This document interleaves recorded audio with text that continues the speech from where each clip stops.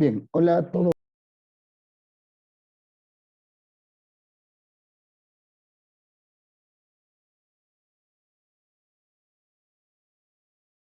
jóvenes, ¿qué tal? Les saluda el profesor Federico Llavino y también quería pues trasladarles el saludo de parte de las academias Aduni y César Vallejo. En esta oportunidad, en el curso de Geografía, ya estamos entrando en la semana número 6, vamos a desarrollar ya los temas vinculados con relieve, ¿no? El día de hoy vamos a ver el tema relieve peruano. Entonces, iniciamos, jóvenes, sin más preámbulo. Este es el contenido temático que vamos a abordar el día de hoy. Vamos a hablar sobre todo a partir de la costa, ¿sí? Vamos a hablar sobre los principales relieves que existen en la costa, como los valles, las pampas, los tablazos y los desiertos, y también hablaremos sobre la cordillera de los Andes. ¿Cuáles son sus principales características, sectores y también cadenas? Entonces, iniciamos. Cuando nosotros hablamos de la región costera, ¿sí? Cuando hablamos de la región costera, cuando hablamos de la costa, ¿a qué nos referimos? Esta imagen es clara, ¿no? La costa es una franja, ¿sí? Es una franja estrecha, angosta, que se encuentra, que se ubica entre el mar y la cordillera de los Andes. Se considera, por ejemplo, que la costa, ¿sí? Se considera que la costa peruana se extiende más o menos desde los 0 hasta los 800 metros. Y digamos, esa forma de ubicarlo tiene un criterio. Ese criterio es un criterio climático. Es decir, hasta los 800 metros existe cierta uniformidad climática. ¿Está bien? Ahora, es importante que tú también tomes en cuenta lo siguiente, mira. Cuando nosotros hablamos de la costa, ya que es una franja, esta franja es más ancha en un lugar específico. Ese lugar específico es Morropón, Piura. Siempre la costa es más ancha en la zona de Piura y es más angosta aquí, mira, en el sector que le corresponde a Arequipa. Está bien, en la zona de Punta Lobos se cita allí, en Arequipa. ¿Te das cuenta? Es decir, la costa es una franja, repito, angosta, estrecha, está entre el mar y la cordillera, pero ese ancho es variable. El mayor ancho existe en Piura, la zona de Morropón, y el menor ancho está presente en la zona de Arequipa, en Punta Lobos. Otro aspecto que nosotros también tenemos que analizar es que la costa, ¿sí?, presenta tres sectores. La costa presenta tres sectores y esos tres sectores están delimitados por la presencia ¿de quién? Por la presencia de estos accidentes llamados penínsulas. ¿Qué es una península? Una península es una especie de prolongación del continente hacia el mar. Es como una extensión, como una puntita del continente hacia el mar. Esa es una península. Nosotros en el Perú tenemos dos penínsulas importantes, la de Illescas y la de Paracas. Entonces, hay un sector de la costa que se extiende desde la frontera con el Ecuador hasta la península de Illescas. Ese sector tú y yo le llamamos costa norte o septentrional. ¿Sí? Y cubre básicamente los departamentos de Tumbes y Piura. Desde la península de Illescas hasta la península de Paracas se extiende lo que tú y yo vamos a llamar la costa central. Y desde la península de Paracas hasta la frontera con Chile se extiende la costa sur o meridional. Ahora, ¿por qué razón se divide de esa manera? Bueno, para empezar, tú recordarás esta parte, en el caso de la costa tiene dos grandes zonas climáticas.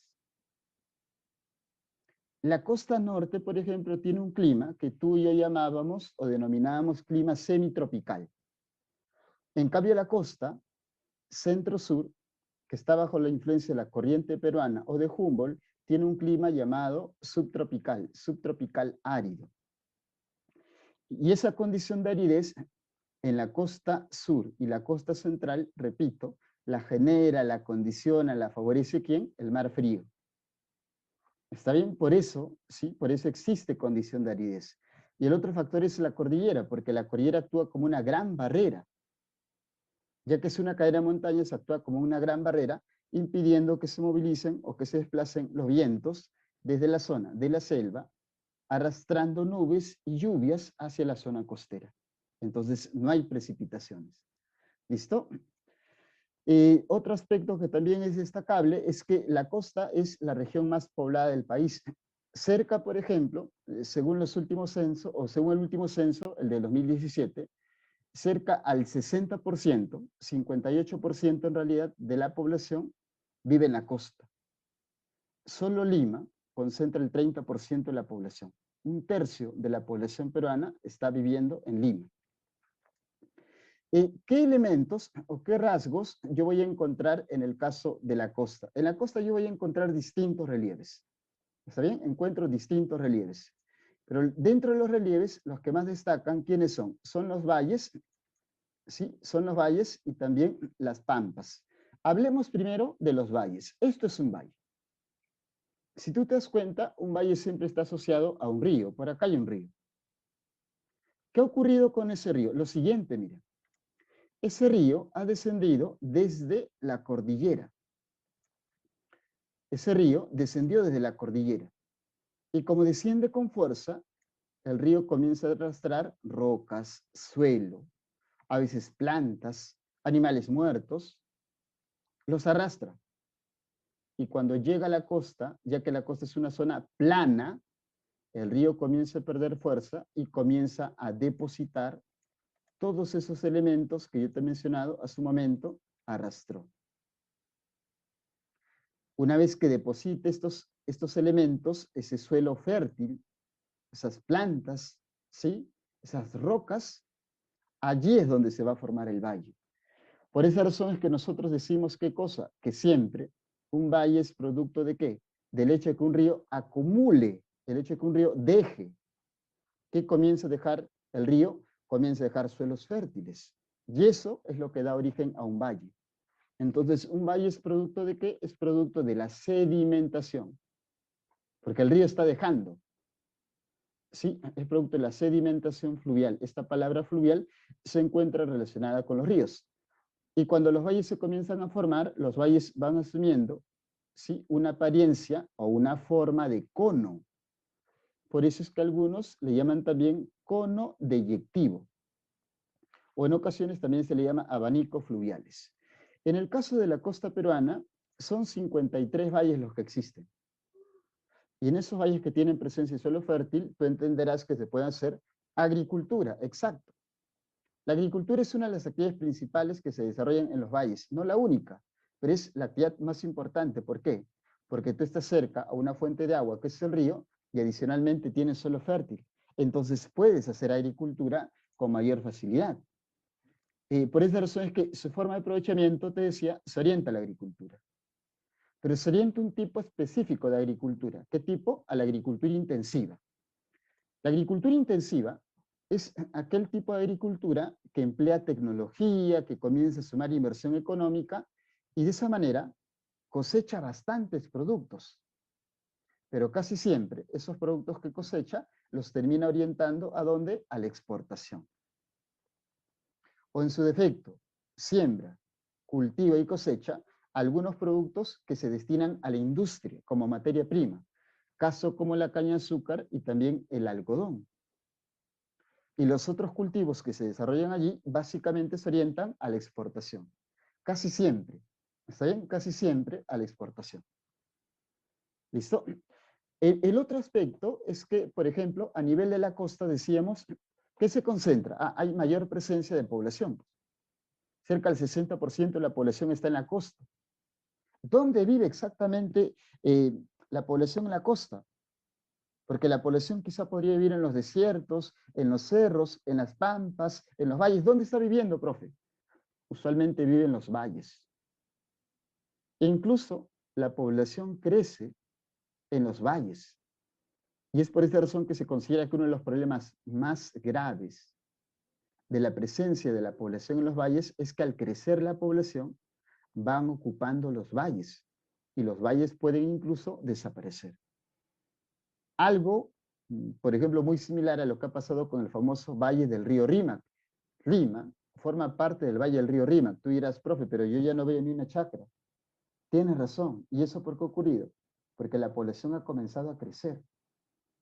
Y al comenzar a crecer, ha comenzado a ocupar las zonas agrícolas.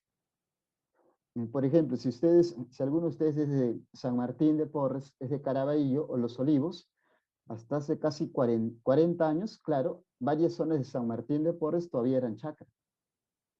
Hasta hace 40 años, las zonas que están, por ejemplo, en el aeropuerto, todavía eran chacras. El aeropuerto Jorge Chávez, a eso me refiero. Algunas zonas por ejemplo, de San Juan del Lurigancho también tenían ciertas zonas agrícolas, conservaban. Pero el crecimiento urbano, sobre todo desordenado, ha comenzado a generar que el valle del río Rímac desaparezca por el crecimiento urbano. Así también ocurre con los otros valles. Hay algunos valles que están reduciéndose producto del crecimiento urbano. Cito un valle, en el caso de Lima, el valle del río Lurín. Hay muchísimos valles, pero ¿cuáles son los más importantes? El valle del río Piura, el valle del río Jequetepeque y Chicama. Son dos valles distintos. El valle del río Rímac, el valle del río Ica y también el valle del río Majes. Ahora tú dirás, profe, ¿y estos valles por qué razón son importantes? Por ejemplo, el valle del Majes, que está ubicado en Arequipa, es importante porque es el más amplio, es el más grande de la costa. Adicionalmente, en el valle del río Majes se siembran ajos, cebollas, destinados a cubrir la demanda, del mercado interno. Son traídos a Lima, por ejemplo, esa producción. El valle del río Ica se caracteriza ¿por qué? Porque produce espárragos. ¿Has escuchado los espárragos? Produce uvas, algodón también. Las uvas se utilizan. ¿Para qué? Para hacer el pisco, materia prima para la industria. Y la uva de buena calidad se destina a exportación. El Rímac es el valle más poblado. Jequetepeque es el valle arrocero. Jequetepeque y Chicama son dos ríos y dos valles. Cada río forma un valle en la Libertad. Y Jequetepeque es el valle en el cual se cultiva más arroz. Y Chicama es el valle en el cual se cultiva más caña de azúcar. Piura es el valle característico, ¿por qué? Porque ahí se siembran limones. ¿Sí? Tomar en cuenta eso, limones y mangos. Ya, ese es un valle. Una pampa es distinta. ¿Sí? Una pampa es distinta. ¿Cómo se puede definir una pampa? ¿Cómo se ha formado una pampa? Bueno, para empezar, una pampa tiene distintos aspectos por los cuales se puede formar. Lo normal es que una pampa sea un antiguo valle. Mira, lo normal es que una pampa, repito, sea un antiguo valle. Vamos a ver por qué razón. ¿Por qué razón una pampa podría ser un antiguo valle? Por esto, mira. Mira, presta atención, por favor, para que puedas entender la explicación. A ver, escuchemos acá, mira. Esto es la cordillera, esto es la costa, y esto será el mar. No lo he dibujado, ¿no? Y por acá baja un río, y ese río aquí formará un valle. ¿Sí? Esta zona formará un valle, esta zona será su cono deyectivo. Ahí está. Por acá estará otro río, mira, por acá estará otro río, y ese otro río también formará un valle. ¿Está bien? Ese otro río está formando un valle. Y por aquí, sí, y por aquí, imagínate que hay, disculpen, imagínate que hay otro río. Por acá hay otro río. Perfecto. ¿Qué pasa? Se ha demostrado, por ejemplo, que en el Perú, en la costa peruana y en territorio peruano, antes existía mayor cantidad de ríos. ¿Por qué? Porque antes llovía más, porque antes los nevados eran más grandes, más extensos. Y cuando se derretían, alimentaban a mayor cantidad de ríos. Pero ahora, sí, ahora hay menor cantidad de nevados y varios de esos ríos han desaparecido. Este caso te voy a poner, mira, presta atención, por favor, escúchame. Este río, mira, sigue la secuencia de este río. Este río formó su valle. Aquí está su cono deyectivo. Pero, ¿sabes? Ya no hay quien alimente de aguas a este río. Es decir, el nevado que antes lo alimentaba de aguas desapareció. ¿Está? Sí, el nevado desapareció. ¿Por qué? Porque los nevados o la zona glaciar en el Perú se está reduciendo desde hace bastante tiempo. Entonces el nevado ha desaparecido. Mira. Conclusión, ¿qué pasa allí?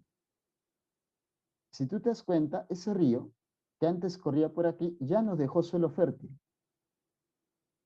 ¿Sí o no? Ya nos dejó suelo fértil. Ese suelo fértil abandonado es la pampa. Por eso dice que las pampas, ¿qué son? Son antiguos depósitos fluviales, fluvial, un río. A veces las pampas también se alimentan por esto, mira, lluvias intensas pueden generar deslizamientos de tierras, y esos deslizamientos de tierras son como pequeños huaicos. Eso se llama deslizamiento aluvial. ¿Sí? ¿Y quién también contribuye para la formación de las pampas? Los vientos. Los vientos también se movilizan y hacen que las pampas en ocasiones se cubran de un poquito de arena. Pero en general las pampas, ¿qué son? Son antiguos valles, son zonas que se han formado por depósitos. ¿Esos depósitos qué eran? Suelos fértiles. Entonces, yo tranquilamente, si ubico una pampa, ¿qué podría ser? Profe, si usted ubica una pampa, debe darse cuenta que allí hay suelo fértil, profesor. Esa zona tiene potencial agrícola. Potencial, podría ser aprovechado. ¿Sí o no? Y por esta razón es que algunos consideran que las pampas se podrían utilizar para que para tener más chacras en la costa, para tener más campos de cultivo. Y por eso utilizan el término permite la ampliación de la frontera agrícola. ¿Está bien? Y ahí se desarrolla agricultura intensiva, pues, ¿por qué? Porque en una pampa, si tú quieres habilitar una pampa, regarla tienes que llevar aguas a través de canales de irrigación, como aparece aquí, y eso lo hace el Estado. Pero después el Estado licita, somete un concurso público a venta, ¿sí? Estas tierras a empresas privadas.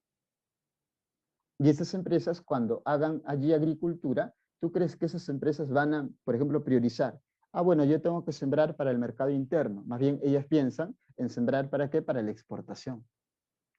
¿Está bien? ¿Cuáles son las principales pampas? Hay varias. Aquí se cita la pampa de Morropón, la pampa de Olmos, la pampa de Majes. La pampa de Olmos, la que aparece aquí, es la más amplia en toda la costa. Hay otra muy famosa que se llama la pampa de Chavimochi. ¿Sí? Esa queda en La Libertad. En esa pampa, por ejemplo, se siembra un tipo de palta que actualmente se está exportando, que es la palta Hass. ¿Está bien? Entonces, tenemos ahí el caso Valles Pampas. Luego, tenemos también los desiertos y los tablazos. ¿Un desierto qué es? Un desierto es un espacio, es un lugar con escasa vegetación y también con escasa presencia de ¿qué? De agua. En el caso peruano, los desiertos, ¿por qué razón se han formado? Te decía al principio, porque el mar no permite que hayan lluvias y porque la cordillera es una barrera. Por eso el origen del desierto es marino y también por la presencia de la cordillera. ¿Está bien, sí?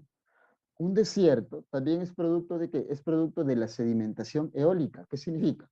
Que los vientos cuando se movilizan comienzan a arrastrar ¿qué cosa? Comienzan a arrastrar arena.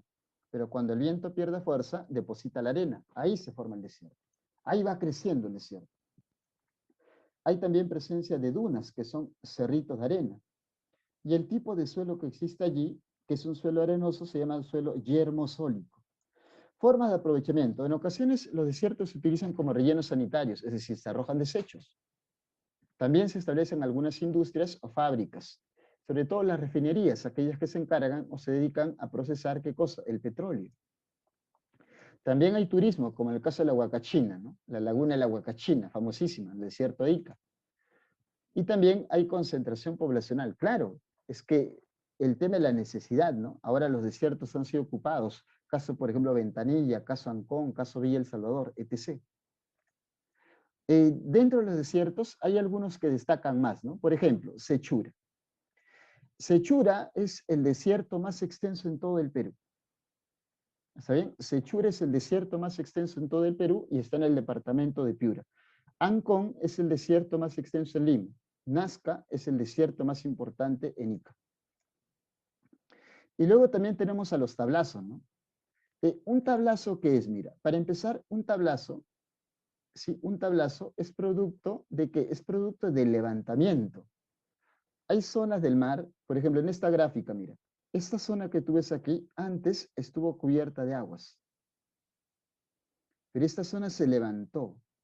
Y al levantarse, ese levantamiento se llama levantamiento epirogénico. Ese levantamiento se produce de manera lenta, lentísima, tarda millones de años. Pero al levantarse, ¿sí? Se forma un tablazo. ¿Y sabes qué es lo interesante? Que casi siempre todos los tablazos en el Perú se concentran en la costa norte. Los tablazos tienen distintas formas de uso. Como antes fueron zonas marinas o estaban cubiertos de aguas marinas, acumulan restos orgánicos marinos, pues. Y tú sabes que esos restos orgánicos marinos, cuando se descomponen o desintegran, dan origen ¿a quién? Dan origen a los hidrocarburos, es decir, al petróleo, al gas natural, por ejemplo. También hay este establecimiento, perdón, de la población. No sé si ustedes conozcan Villa María del Triunfo. Villa María del Triunfo está sobre un tablazo, el famoso tablazo o la tablada, como se le llama, de Lurín. Zorritos, por ejemplo, es el tablazo más famoso en Tumbes. Máncora es un tablazo sumamente conocido en Piura. Y bueno, Lurín, el caso un ratito te mencioné aquí en Lima, donde está Villa María del Triunfo, ese distrito limeño. Ahora, ¿qué pasa con los tablazos? Los tablazos se concentran en la costa norte y es el departamento de Piura el departamento que tiene más tablazos en todo el Perú. ¿Está bien? Ahora, dicho esto, esos son 4 relieves importantes en la costa. Primero teníamos a quién? Teníamos al valle, luego teníamos a la pampa, luego teníamos a los desiertos, luego teníamos a los tablazos. Profe, ¿y quién es más extenso? Los desiertos. Profe, ¿y quién es más poblado? Los valles. ¿Está bien, sí o no? Otra característica, profesor, ¿y dónde se puede hacer agricultura? Tú puedes hacer agricultura en los valles costeros y en las pampas. Solo que la diferencia estaba en que en las pampas tú tenías que hacer una agricultura y esa agricultura necesitaba un riego previo, un sistema de riego previo, ¿sí o no? Claro, ¿por qué? Porque una pampa es un antiguo valle, son depósitos aluviales que carecen de agua. Si tú quieres hacer esos suelos productivos, tienes que llevarles, tienes que movilizar, ¿qué cosa? Agua. Y por esa razón es que haces las famosas obras de irrigación. ¿Listo? Ahora, ¿pero qué ocurre, por ejemplo, con la sierra? La sierra también presenta un relieve particular, casi siempre es un relieve accidentado. Cuando nosotros hablamos de la sierra, lo primero que se nos viene a la mente es la presencia de la cordillera. Y acá hay una fotografía. Ojo, esta es una fotografía, claro, es una fotografía espacial. Esta es una fotografía, por ejemplo, de un sector importante de Sudamérica, mira. Y ahí se destaca mucho la presencia de la cordillera, ¿ves? La cordillera de los Andes es una formación orogénica. ¿Qué significa eso? La orogénesis es un proceso geológico que permite la formación de una cadena montañosa. Entonces, cuando digo formación orogénica, sí, pues, profe, se está formando una cadena montañosa allí. Esa cadena de montañas existe por una razón. Para que exista una cadena montañosa en un territorio tiene que haber choque o convergencia de placas.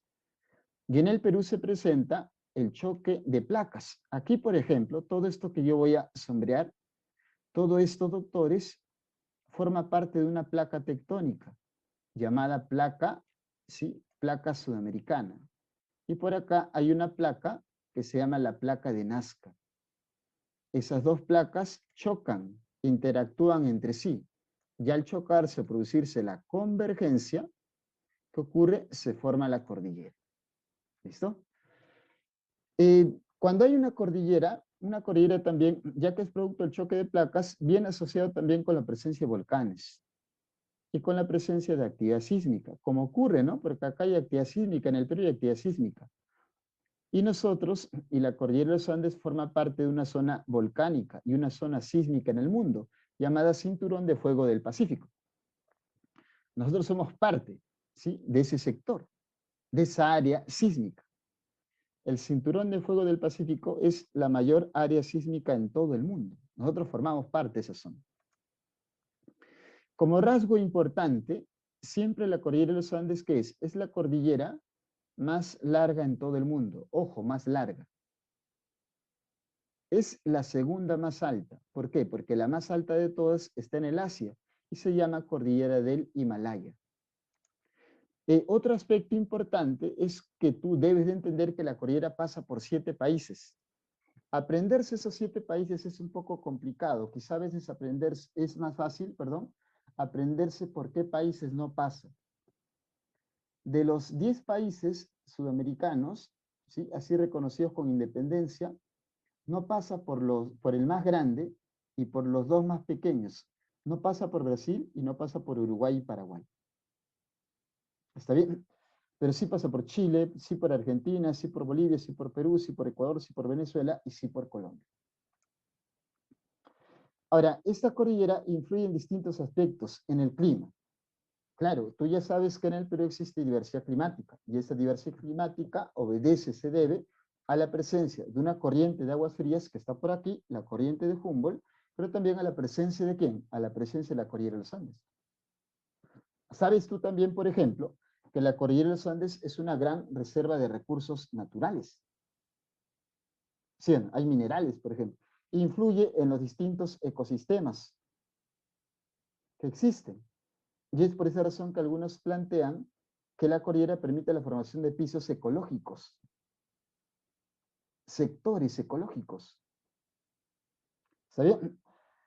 Otros aspectos, por ejemplo, importantes a destacar es esto.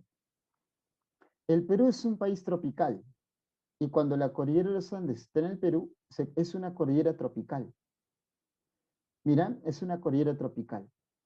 Y nosotros que estamos en la zona tropical, si comparas nuestro territorio con otros territorios, nosotros somos el país que tiene el punto tropical o el nevado tropical más alto del mundo. Se llama Huascarán.